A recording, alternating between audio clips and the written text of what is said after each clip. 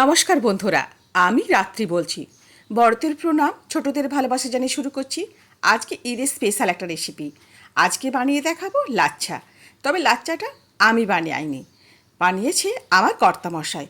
উনি খুব ভালোভাবে লাচ্চা বানাতে পারেন, আর বাড়ির সকলে ওনার হাতেই পছন্দ করেন এই লাচ্চা।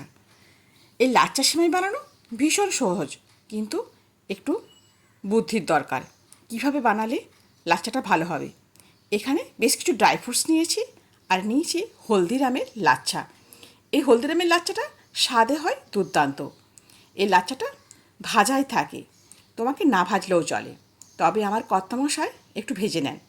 সাথে 1 লিটার ফুল ক্রিমওয়ালা দুধ, চিনি, আর এবারে ড্রাই ফ্রুটসগুলোকে উনি টুকরো টুকরো করে কেটে নিচ্ছেন। আর চলো দেখিয়ে দিই এই হলদিরামের লাচ্চাটাকে আনবক্সিং করে। কি সুন্দর দেখতে না লাচ্চাটা, দেখেছো? একদম মুচমুচে আর পুরো ঘিয়েই ভাজা। সমস্ত লাচ্চাটাকে একটা থালায় ঢেলে নিয়েছি। এবারে অল্প পরিমাণে ঘি দিয়ে প্রথমে লাচ্চাটাকে হালকা হাতে নাড়াচাড়া করতে হবে। একটু ব্রাউন হলে, অর্থাৎ ধরো প্রায় মিনিট 20 ধরেই তোমাকে হালকা হাতে এটাকে তলা উপর করতে হবে। একদম গ্যাসের ফ্লেমটা একদম কমানো থাকবে। যখন একটু সোনালি বর্ণ হবে তখন এই ভাজাটাকে তোমাকে থামাতে হবে, নইলে সমানেই তোমাকে এরকম তল উপর করে এটা নাড়িয়ে দিতে হবে। আমি আমার কর্তামশাইকে একটু সাহায্য করছিলাম। লাচ্চাটা আমিই নাড়ছি, আর উনি দুধটাকে অন্য দিকের গ্যাসের ওভাবে তৈরি করছেন।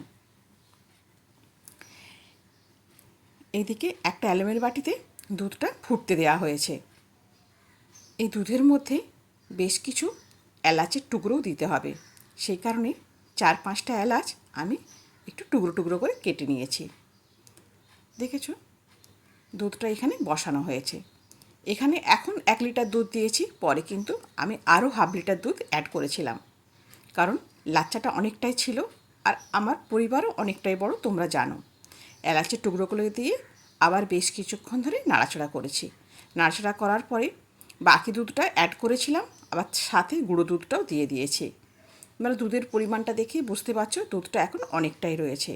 এবারে প্রায় আধা ঘন্টা ধরে এরকম নাড়াচাড়া করতে হবে, দুধটা যতক্ষণ না একটুখানি শুকিয়ে আসছে বা ঘন হচ্ছে।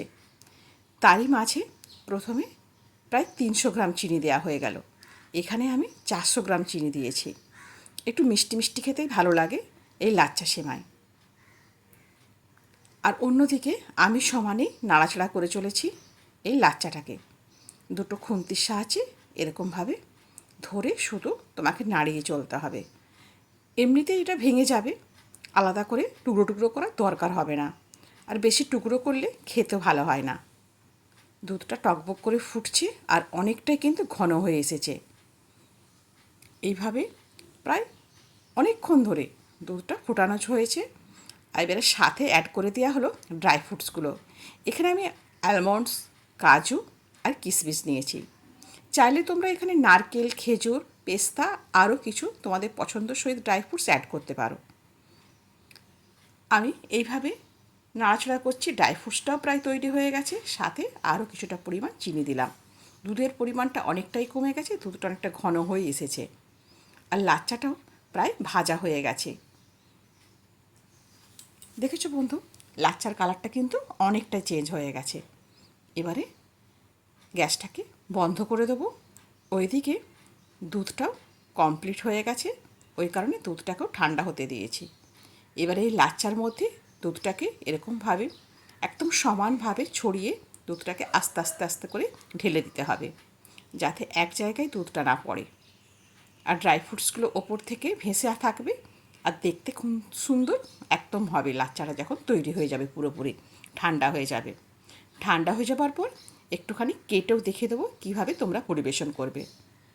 বন্ধুরা, আজকের রেসিপিটা যদি তোমাদের ভালো লাগে অবশ্যই একটা কমেন্ট করবে, আর বন্ধুদের মধ্যে শেয়ার করে দেবে প্লিজ।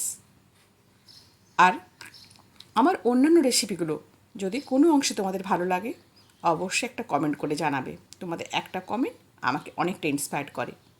এরকম এক ধার থেকে খুব সুন্দরভাবে লাচ্চাটাকে তুলে উপর থেকে কীভাবে পরিবেশন করে দিচ্ছি। বন্ধুরা, আজ তাহলে এ পর্যন্তই। দেখা হবে খুব শীঘ্রই নতুন একটা রেসিপির সাথে তোমাদের সাথে করে নিয়ে। সবাই ভালো থেকো, সুস্থ থেকো। হ্যাঁ বন্ধু, আমায় মনে রেখো। ধন্যবাদ।